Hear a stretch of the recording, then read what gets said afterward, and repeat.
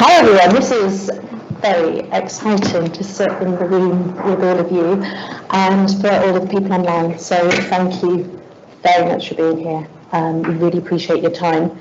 I'm Kathy Gilman, I'm CEO of Starlight Children's Foundation, and I really am delighted to welcome everyone to this very special symposium on the role of play and policy for children's health and healthcare. And I do especially want to welcome the online audience. It's a bit weird, I don't know where to look to welcome you, but we're so thrilled that so many people have signed up and given precious time, because everyone who's involved in healthcare is very stretched, is very busy, and it's really important that we do take time to pause and think and share our thoughts and ideas to progress positively, but also recognise how difficult it is to give up time for everyone. So I'd especially like to welcome, of course, to our hosts, the Royal College for Paediatrics and Child Health, and our partners at PEDAL and Wendy Russell as well. We're excited to have you, Paul, with us, Paul Lindley OBE, for the audience, the chair of the Raising the Nation Play Commission, and we're really looking forward to hearing your keynote about the vision for a new play strategy, which we certainly support, and how it can support health and healthcare policy that recognises the vital importance of play to children's care and well-being. We're very grateful to Richard Owen for joining us at an incredibly busy time. Where is Richard? Over there. And looking forward to an ever more productive partnership. And it's been great working with you, Richard, and we appreciate, again, your time very much. And also a very personal thanks to Kath. She keeps denying it, but she was so generous in her introductions and guidance when I became CEO 7 years ago, and really didn't have a clue where to start with the purpose of Starlight. And it really is thanks to Kath, who she highlighted for me really the need for a much stronger evidence base for play to be prioritised in the healthcare system, and we've come an awfully long way from there. And you also introduced me to many other people, and Kath as well, for your book, which was so important in the start of this journey towards this symposium, and really understanding the importance of play. I also do want to thank the Starlight team as well. They are unstoppable in spirit, and for making this day happen. It's been a lot of planning, and I really appreciate it. And I'm going to hand over to Kath in a moment to lead us through the agenda. But I do think it's really important we really just pause, we're all busy, and just get into this space and focus on really why we are here today. And Lord Darcy recently shared his very real concerns about the NHS capacity and capability to deliver high quality care for children, and his belief that too many children are being let down. And yet our government has the ambition for this to be the healthiest generation of children ever. And then we have to ask ourselves, can that stack up? Well, I was really influenced by the first International Day of Play and the video that was made of children's voices, and what children said about play in that video is something we all should stop and look at when we need a moment of inspiration and we need to overcome challenges. Because, you know, what if there is a simple way to help our children be their best, stay healthy, feel good, learn stuff and get creative, fix problems and feel brave? Wouldn't you invest in that solution?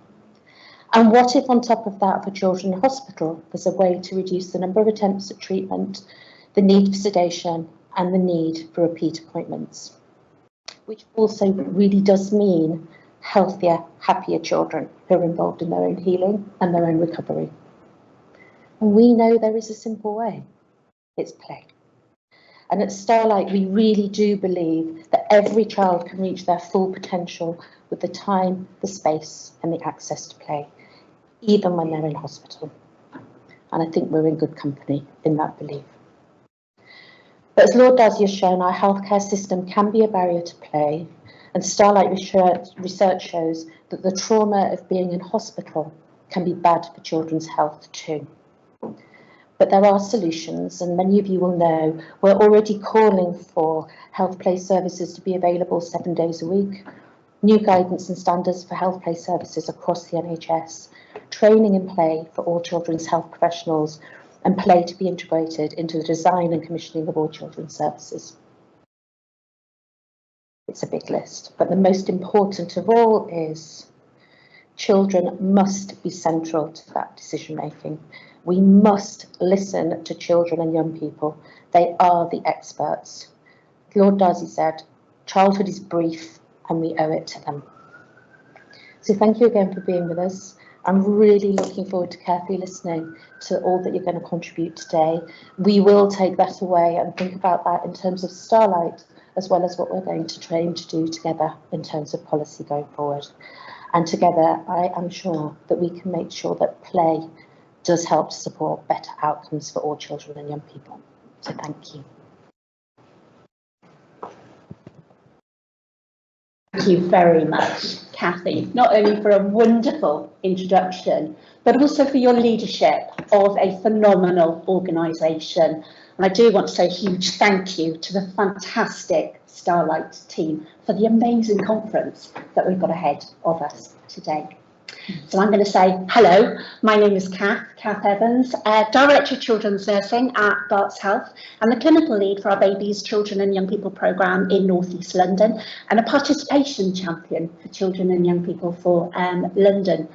But importantly, I'm a children's nurse and I've been a children's nurse for over 30 years. I have no idea where that time has gone to, but play has been critical medicine within my professional journey for my interactions with children and young people.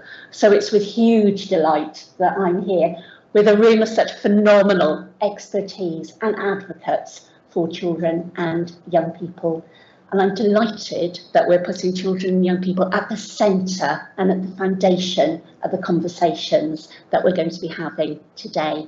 So more of that later because it's very exciting. So what are we going to do today? Well, as you've already said, Kathy, we've got a room full of experts who we can absolutely draw on, but we've also got over 200 people online as well. And we're really looking forward to that expertise being shared. I know that there's going to be an opportunity for questions to be posed online, and Adrian is going to keep us to task and make sure that we're building in those reflections as well. But there are going to be 4 particular themes that we're going to be looking at. We're going to be picking up on the policy context. What does it mean for us? What are our opportunities as we move forward in relation to children's healthcare broadly, but also the component of play within that healthcare? Why play matters so much in healthcare? Really making sure that we are drawing on the evidence and utilising it, because we know that that makes a difference when we're making the economic argument for the importance of play. Thinking about our challenges and our possibilities. What's next? What are our opportunities to actually really progress this agenda together across the NHS and importantly with our voluntary sector partners as well. So I'm looking forward to being challenged, to having lots of new ideas, but to actually going away at the end of the day with a call to action. What can we all do in terms of next steps, and importantly working for and with our babies, because I don't want us to forget them, our children, young people and our families, to really make sure that play is part of healthcare. And when I say healthcare, that's healthcare in its broader sense. From a public health perspective, thinking about our community services, thinking about our children's hospices, end of life, palliative care, thinking about how children access primary care and really benefiting play and bringing play into our primary care settings, as well as our hospital settings as well. Play is absolutely critical in all of those areas. How do we continue to strengthen this? My other key reflection is the vital importance of play in mental health as well, an integrated approach. What more can we do? So lots of challenges for us in the day ahead. I'm going to hand over to Sarah. And Sarah Owen from the Starlight team is really going to share with us a parent's perspective, but also make sure that we keep focused on the voice of children and young people. Sarah, may I hand over to you? Thanks so much, Kath. So obviously a lot of you know me here today in my policy role at Starlight, and that is absolutely very important to me. But what I also really wanted to hold today is that I wanted to share my lived experience as a mum of a child who I supported through a recent healthcare journey. So some of you may know this story, but I'm just going to give a little bit of background. So Harry, my son, was 4 when he was diagnosed with leukemia. That was in March of 2021, and he was in treatment for 3 years. And he is the reason that I'm sat around the table today and why I believe in this so strongly. So I felt firsthand the impacts of having access to play and also not having access to play, which sadly was the case more often than not. Play was absolutely transformative to our experience. It reconnected us as a family. It brought us a sense of normality in a really scary, unfamiliar clinical environment. It was a vehicle, like a therapeutic vehicle, I felt it was, to process our experience for Harry, but for all of us. It gave us respite, especially me. It aided his recovery, no doubt. It reduced his medical trauma when it was available to us, which sadly wasn't always. And it absolutely enabled his procedures to happen faster and with much more ease. But most importantly for me as a parent, it restored glimmers of Harry's childhood that I felt was so cruelly being taken away from him with every admission and every attendance that we had in hospital. I will never forget the overwhelming sadness that I felt when I watched him bit by bit lose all interest to play as he moved through his healthcare experience. Now, we all support play. I'm sure many of us have children. Can you imagine how that feels when you're watching your own child who no longer wants to play? The only way I can describe it is I watched him becoming detached from his childhood. Unfortunately for Harry, at the start of his journey, he endured a lot of medical trauma. He spent a lot of time in scary clinical environments and adult-centric settings where adults were often speaking over him. They were not explaining things in a child-friendly way. We lost Harry for a bit, and if I'm honest, I think we lost ourselves. We became really disempowered as parents, and that was really hard, but I knew that it was my job to bring him back. And I'm quite resilient, and I'm quite entrepreneurial in my spirit. And I sensed from what I was seeing that play could be my answer, it could be my solution. And I intuitively became the most annoying, noisiest, loudest parent on every single ward and every single clinical setting I was in. I insisted that people gave him back his voice. I insisted that he was had access to play resources, to play mats. It became a really important part of our journey, and I have to credit my husband here. We both did this together. And when I joined Starlight, Harry was actually still finishing treatment. I was then empowered with knowledge from this incredible health play sector that I was working amongst. And what that enabled me to do was to have the knowledge to be able to prep him myself for procedures. We know that sadly there are not enough health play specialists out there. So I was empowered with knowledge myself. I also felt strong enough to set boundaries around medical interventions. I refused to restrain my child, and I refused for anybody else to restrain him also. And I insisted that the doctors and the nurses around him give him that agency, because I could see how powerful and transformative that was for Harry. And that part of our journey was incredibly empowering for me and for Harry, and it was a wonderful way to end his cancer treatment. So thank you, Starlight, for that. I hold Harry at the front of everything I do here at Starlight, and I would ask all of you in the room today to hold every single child who's in a healthcare setting at the front and centre and the middle of everything we do as we move through the rest of the day. They're the reason why we're here. we must hold them at the front and centre of all of this. I have the great privilege now of introducing the Children and Young People's video, created by our brilliant Insight and Impact team with our videographer Damien, who is here today. And you will see on this video children from hospital worlds, they are out in the community, and our very own Starlight Youth Panel, who are new to the role but are absolutely amazing, and their role in this video is pivotal to it. The video shares their voices, their perspectives on play in hospital, and I would implore you as a parent to try and sit in some of the uncomfortable spaces that they share with us. They're really brave and they're very frank, and they will share some things that all of us will find a little bit uncomfortable, because we all are trying our best, especially the people who work in the NHS here today. It's not easy to sit in these dark, shadowy spots of children's difficult and sometimes distressing experiences. That's not what we want for them when they're out in healthcare settings. But we have a duty today to listen to them and really hear that, and that will help us to enable to change the system, which is what they so need. So without further ado, I'm going to share the video, and I hope you enjoy.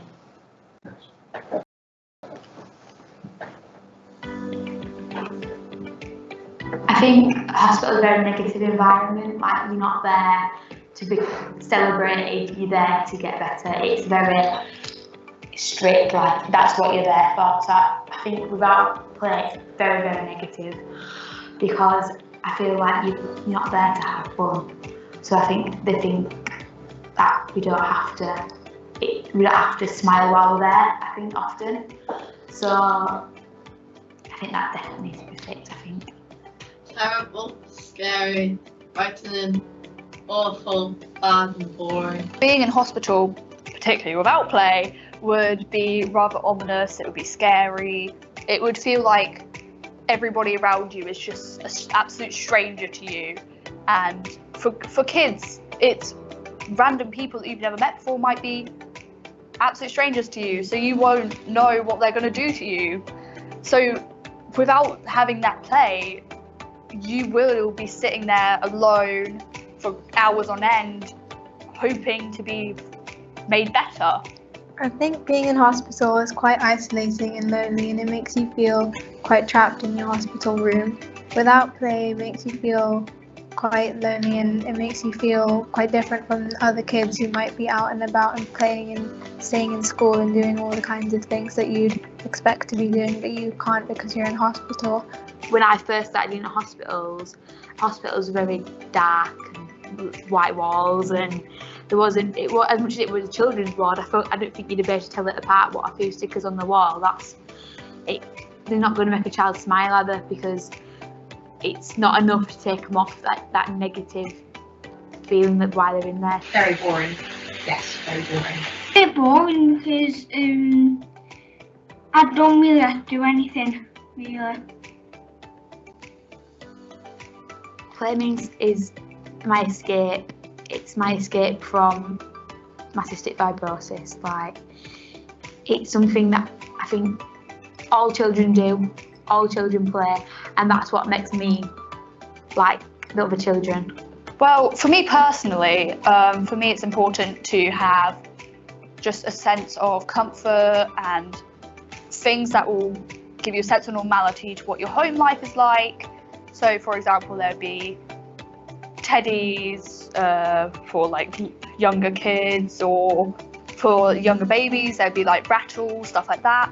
They would make you think of home. They'd stop you from just thinking, I'm stuck in a hospital. Play to me is the ability to have creative freedom and control to either alleviate anxiety or express joyful emotions. And play, even though I'm 17, is still, a huge part of fun and games. Play facilities with family support are a really, really good way to be able to alleviate nerves, but also to express, joy in what is often for children an uncomfortable environment that can be quite pressuring to them. So I think it definitely takes your mind off of it.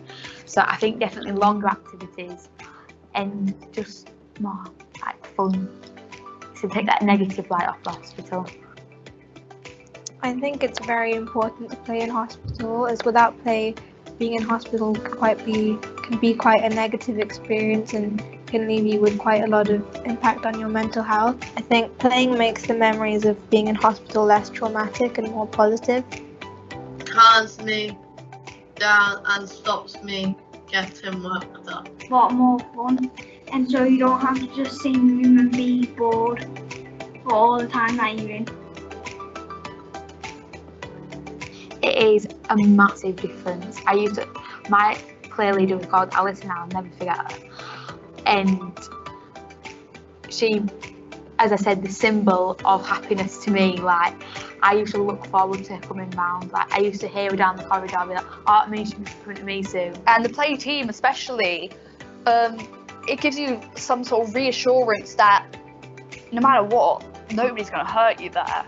And the play team are there to help with that, but also help make sure kids are having fun whilst also getting better and healing over time if they're hurting or in pain. The more play we can get is the better, because often when the play team came, it was like a symbol of fun and happiness. Like, I knew I was going to smile, whereas before, like when they weren't there, I didn't enjoy it at all. Like, There's a huge difference in hospital, especially the play team. When I was in hospital, they kept checking up on me and kept talking to me and distracting me, and it was really beneficial for me. And I think without them, it would have been quite a miserable experience, as they kind of distract you from the medical aspect and just give you a distraction and feeling like you're a bit normal and just talking to you like a normal person and everything.